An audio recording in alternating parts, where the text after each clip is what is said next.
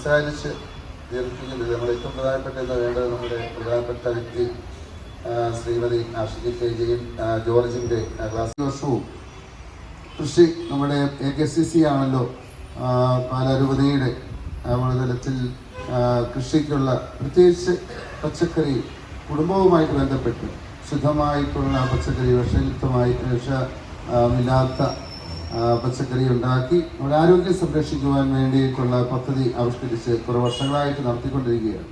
കഴിഞ്ഞ വർഷം നമ്മൾ നടത്തിയിരുന്നു. പക്ഷേ ഈ വർഷം നമ്മൾ അതിനെ കുറച്ചുകൂടി വിപുലീകരിച്ചുകൊണ്ട് നമ്മുടെ കുടുംബ കൂട്ടായ്മ തലത്തിൽ നമ്മൾ തന്നെ ഏറ്റെടുത്തിരിക്കുകയാണ്. നമ്മുടെ 19 കുടുംബ കൂട്ടായ്മകളും ഏറ്റെടുത്തിരിക്കുകയാണ്. ഏതാണ്ട് 200ഓളം കുടുംബങ്ങൾ ഇന്ന് ഇന്ത്യയിലുള്ള ത്യാഗം പ്രത്യേകിച്ച് AKCC ഏറ്റെടുത്തു. ഇതിൻ്റെ വിത്ത് എത്രയും വായിക്കിട്ട് വളരെയേറെ സാമ്പത്തികമായിട്ടുള്ള ബാധ്യതയുള്ള സംഭവമാണ്. അത് നാഷണൽ ലെവലിലൊക്കെയുള്ള ഈ സാമ്പത്തിക ബാധ്യത ഏറ്റെടുക്കാൻ സാധിക്കും. എന്തുകൊണ്ടാണ് നമ്മുടെ കുടുംബങ്ങൾ നല്ല ആരോഗ്യമുള്ളവരായി കാണുന്നതുകൊണ്ട് തന്നെയാണ്. ഇത് നമ്മളെല്ലാവരും കർഷകരാണ്, അതാണ് ഏറ്റവും വലിയ സത്യം. അത് നമ്മുടെ കാർഷിക ഏറ്റെടുത്തു എന്ന് പറയുമ്പോൾ ഒരേ സൈസുള്ള പച്ചക്കറികൾ തന്നെയായിരിക്കാം.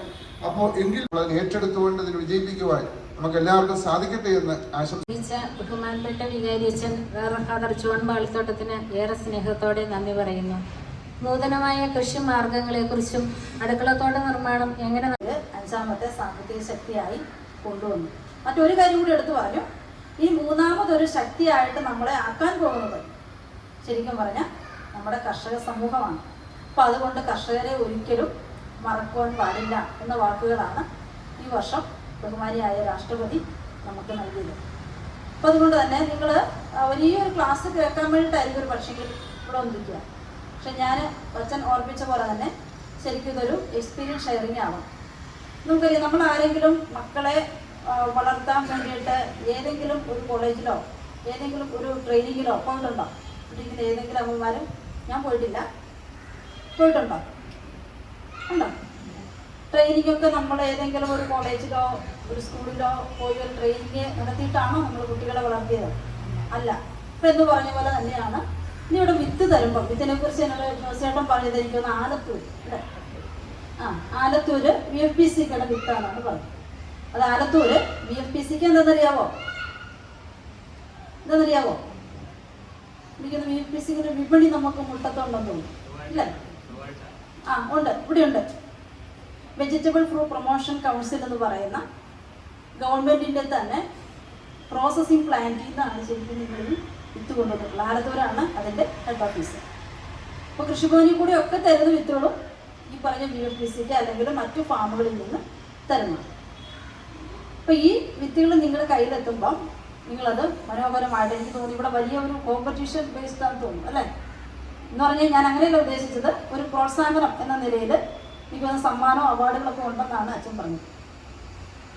അപ്പം അതിലുപരിയായിട്ട് നമ്മുടെ കോമ്പറ്റീഷൻ എന്ന് പറഞ്ഞു കഴിഞ്ഞാൽ വിഷരഹിത പച്ചക്കറി ഉൽപ്പാദിപ്പിക്കുക. അപ്പം കേരള ഗവൺമെൻറ് ഈ വർഷം കേരള ഗവൺമെൻറ് ലക്ഷ്യം എന്ന് പറയുന്നത് പോഷക സമൃദ്ധി മിഷൻ.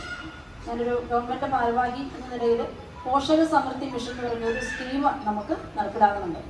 അതിന് മൊത്തത്തിൽ പറഞ്ഞത് ജൈവ കാർഷിക മിഷൻ. എനിക്കൊന്ന് കൃഷിഭവനിലൂടെ അല്ലെങ്കിൽ കൃഷിഭവൻ്റെ ക്ലാസ്സുകൾ അറ്റൻഡ് ചെയ്തിട്ടുള്ളവർക്ക് ഒരു പക്ഷെങ്കിൽ ആ ഒരു വേർഡ് നിങ്ങൾക്ക് പരിചിതമായിരിക്കാം. അപ്പം നിങ്ങളുടെ കയ്യിലെത്തുന്ന ഈ വിത്തുകളെ നിങ്ങൾ എന്ത് ചെയ്യുക? നല്ല രീതിയിൽ അതിനെ പരിപോഷിപ്പിക്കാം.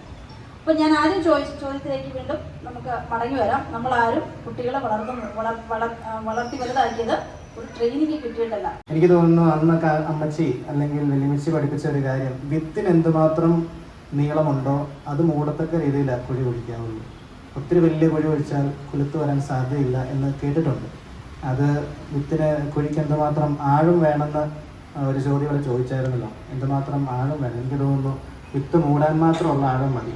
പിന്നെ അത് കയറി വന്ന് വേര് താഴോട്ട് ഇറങ്ങി അത് പിടിച്ച് വന്നോളൂ. അങ്ങനെയാണെന്ന് തോന്നുന്നു. വെല്ലുവിളിച്ചുമാരുടെ അറിവാണ് കേട്ടോ. അത് എത്രമാത്രം ശാസ്ത്രീയമാണെന്ന് എനിക്കറിയത്തില്ല.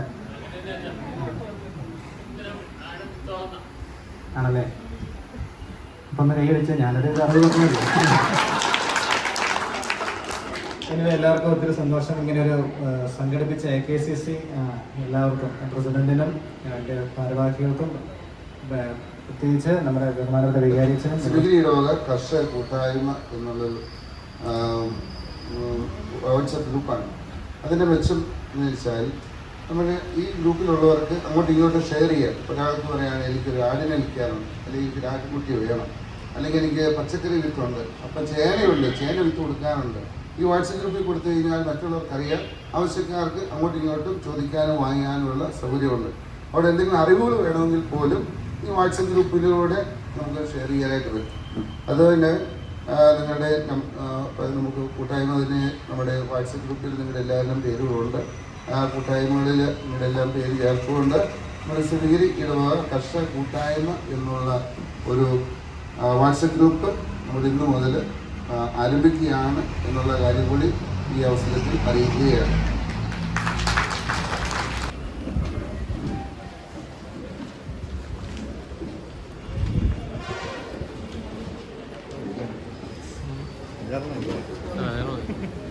ഇവിടെ യങ് കർഷകന് കൊടുക്കണ്ടേ?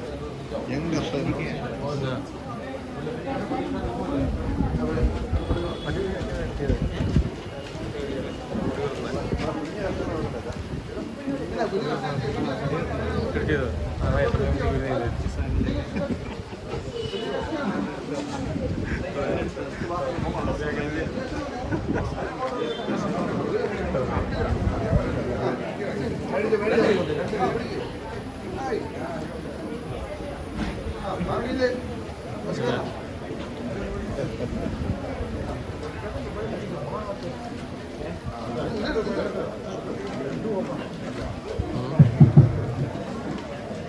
ആരും പോകരുത്.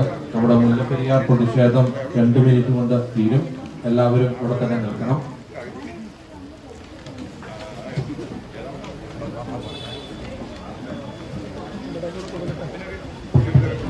നമ്മൾ ചായയും